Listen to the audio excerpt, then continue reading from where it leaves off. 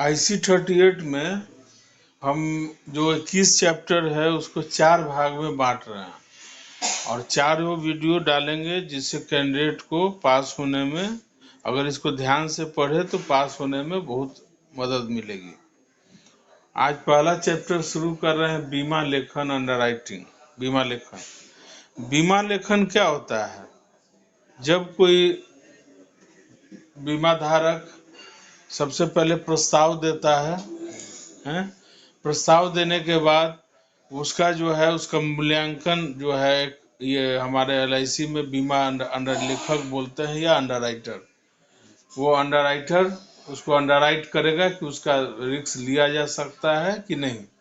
ठीक है, एक या एक से ज़्यादा बीमारी है, शारीरिक गठन कैसा है, इनकम कैसा है, उस पर, ठीक है, इस पर विचार करके जब वो संतुष्ट हो जाता है तब उस प्रस्ताव को स्वीकृत करके अंडरराइट करता है, तब जाके उसको बीमा धारक काउंटर पे प्रीमियम जमा करता है। ठीक है, उसी तरह कुछ पैटर्न बनाए हैं क्वेश्चन, उसको कैसे बताएंगे। तो इसमें चैप्टर में पहला क्वेश्चन है, निम्नलिखित में से कौन से केस को जीवन बीमा कंपनी द्वारा अस्वीकृत या स्थगित किए जाने की संभावना है? इसमें सर तीसरा ऑप्शन हो जाएगा। तीसरा ऑप्शन हो जाएगा। हाँ, इसमें हो जाएगा क्योंकि स्वस्थ व्यक्ति का बीमा होता है, मोटा व्यक्ति का हो सकता है, गृहिणी का बीमा हो सकता है, लेकिन तीसरा जो है एड्स जो है, चूंकि आजकल लाइलाज बीमारी है, वो उसका जोखिम बहुत ज्यादा है, इसीलिए हम इस प्रस्ताव को आएगा तो इसको स्थगित कर देंगे। तो इसका आंसर हो जाएगा तीसरा। ठीक है, अब नेक्स्ट क्वेश्चन पे आते हैं। निम्नलिखित में से कौन नैतिक जोखिम का उदाहरण है? नैतिक जोखिम माने ज्यादा रिस्क जो ले रहा है, नैतिक माने नहीं करना है, तो कौन सा होगा इसमें? पहला है स्टंट करने के दौरान स्टंट कलाकार की मौत। इसमें जोखिम है, लेकिन इससे ये पता नहीं चल रहा है कि वो मेरा बीमा धारक है कि नहीं, बीमा था कि नहीं। ठीक है, तो इसीलिए पहला वाला नहीं होगा।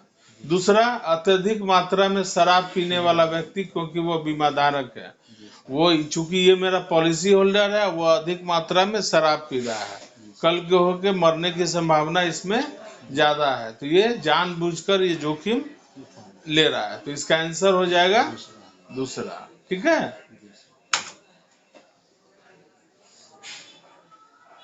तीसरा क्वेश्चन है, चिकित्सा बीमा लेखन में आनुवांशिकता इतिहास को क्यों महत्व दिया जाता है? आनुवांशिक इतिहास माने बीमारी का इतिहास, फैमिली का देखा है, फैमिली हिस्ट्री लिया जाता है, उसमें उसका हिस्ट्री देखा जाता है कि, तो इसका सवाल है क्यों दिया जाता है, तो बताइए। इसमें से कुछ बीमारी माता पिता के संतानों में जा सकती है। हाँ, इसका आंसर होगा दूसरा। कुछ बीमारियां माता पिता से संतान में जा सकती है, जैसे शुगर है, हार्ट अटैक है ना, तो इसका आंसर होगा दूसरा। नेक्स्ट क्वेश्चन है, इनमें से कौन सा विकल्प बीमा कंपनी में बीमा लेखक की भूमिका को दर्शाता है? बीमा लेखक क्योंकि दावों पे कार्रवाई करना, दावा इसका कोई काम नहीं है। दूसरा है जोखिम की स्वीकार्यता संबंधी निर्णय लेना, यही है जोखिम मैंने वो ले सकते, प्रस्ताव स्वीकृत हो सकता है कि नहीं है, तो इसका आंसर हो जाएगा दूसरा। ठीक है, नेक्स्ट क्वेश्चन पांचवा, इनमें से कौन सा बीमा लेखन निर्णय, बीमा लेखक का निर्णय नहीं है, उसका कोई काम बीमा लेखक का काम नहीं है, तो इसका पहला पढ़ेंगे, मानक दरों पे जोखिम स्वीकृति, ये काम है। दूसरा, जोखिम का अस्वीकरण, ये काम है उसको रिजेक्ट करने का। जोखिम का स्थगन, ये उसको रोक सकता है। लेकिन चौथा जो है दावा अस्वीकरण, इसका कोई बीमा लेखक से कोई लेना देना नहीं है, तो पांचवा का आंसर हो जाएगा 4 नंबर। ठीक है, नेक्स्ट आते हैं 6। इनमें से कौन एक मानक आयु प्रमाण पत्र नहीं है? मानक आयु प्रमाण पत्र मानक माने स्टैंडर्ड, तो कौन सा नहीं है? इसमें तीसरा आंसर हो जाएगा सर, जन्म कुंडली। हाँ, क्योंकि पासपोर्ट मानक है, विद्यालय स्कूल लिविंग सर्टिफिकेट मानक है, बर्थ सर्टिफिकेट मानक है, ये हॉरोस्कोप जो है स्टैंडर्ड नहीं है। तो छठा का आंसर हो जाएगा तीसरा। 7वां क्वेश्चन है, इनमें से कौन सी स्थिति बीमा व्यक्ति के बीमा करने के योग्य नकारात्मक रूप से प्रभाव करती है? बीमा लेने में उसमें नकारात्मक रूप से प्रभाव करती है। डेली व्यायाम ये अच्छी चीज है। आलसी स्वभाव ये भी ठीक है, लेकिन उस पर ज्यादा प्रभाव नहीं। टाल मटोल स्वभाव ये भी होगा, लेकिन अगर इसका आंसर होगा दूसरा, प्रतिबंधित मादक द्रव्यों का सेवन ये करता है तो बहुत ज्यादा स्वास्थ्य से खिलवाड़ करता है, और उसमें बीमा योग की नकारात्मक रूप से प्रभाव करता है। तो 7वां का आंसर हो जाएगा दूसरा। 8वां, बीमा लेखन की कौन सी विधि के तहत बीमा लेखक सभी नकारात्मक या प्रतिकूल कारकों के लिए धनात्मक दर निर्धारण करता है? बीमा लेखन जो है 2 तरीके से होता है। सबसे पहले ये समझा दें, बीमा लेखन 2 तरीके से होता है, एक जजमेंटल निर्णय के द्वारा, एक संख्यात्मक दर। निर्णय है कि हम लोग उसका पृष्ठभूमि देखते हैं, इतिहास, व्यवसाय, पारिवारिक स्थिति, शारीरिक बनावट, यही सब का लेके निर्णय लेते हैं।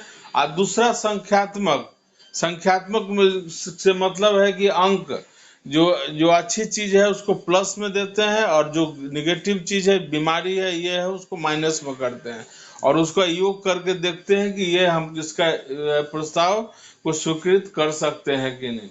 और संख्यात्मक दर का निर्धारण का एक लाभ यही है कि ये पटना में हो चाहे मुंबई में हो या दिल्ली में,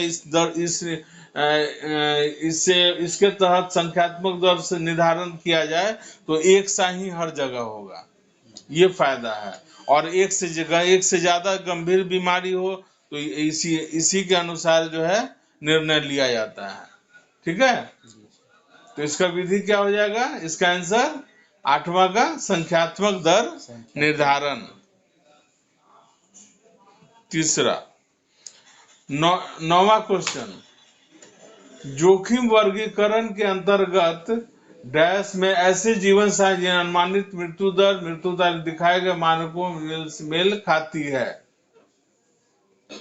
तो जो हम लोग का एक एक्चुरियल जो है एक टेबल बनाता है, उसमें मृत्यु दर, मृत्यु तालिका दिखाए गए मेल खाएगा, वो स्टैंडर्ड बनाता है। ठीक है, और बीमा लेखक क्या करता है, ये उस स्टैंडर्ड पे है कि नहीं, कम है, ज्यादा है, इसका आकलन करता है। तो इसका आंसर हो जाएगा मानक जीवन। ठीक है। 10वां, अमृता गर्भवती है, उसे एक मियादी बीमा कवर के लिए आवेदन दिया। नीचे दिया गया कौन सा विकल्प बीमा लेखक द्वारा अमृता को बीमा उपलब्ध कराने के लिए सबसे अच्छा विकल्प होगा? तो जैसा कि हम पॉलिसी में वर्णित बताए हैं, 3 भाग होता है, पॉलिसी शेड्यूल, मानक प्रावधान है ना, स्टैंडर्ड प्रोविजन, और रिस्ट्रिक्टिव क्लॉज है ना, ऑब्स्ट्रक्टिव क्लॉज।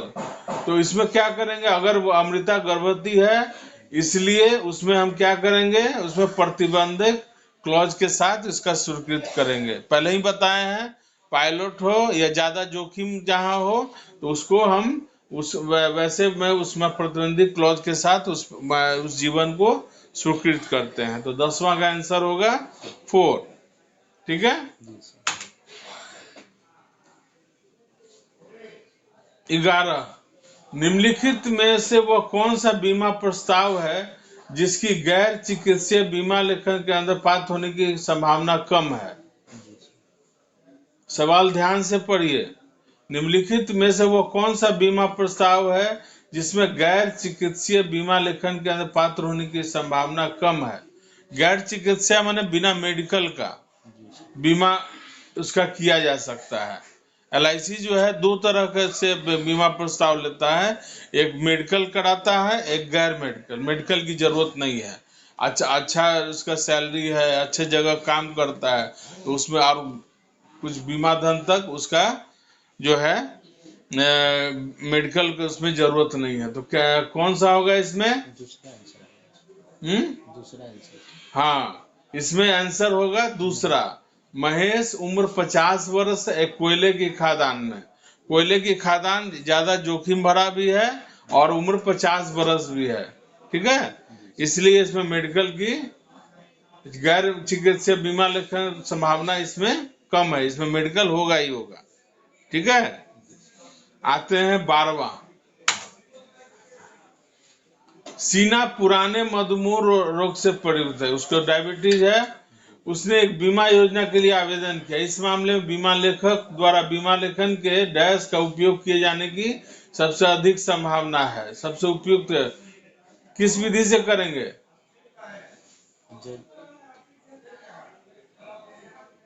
चूंकि उसको एक ही बीमारी है, हम बताए हैं कि बीमा लेखक जो है एक से ज्यादा या गंभीर बीमारी होता है तो न्यूमेरिकल रेटिंग से करेगा। इसमें जो है चूंकि उसको एक ही रोग है तो उसमें हम जजमेंटल मेथड से ही इसका बीमा लेखन करेंगे। तो 12वां का आंसर होगा फर्स्ट।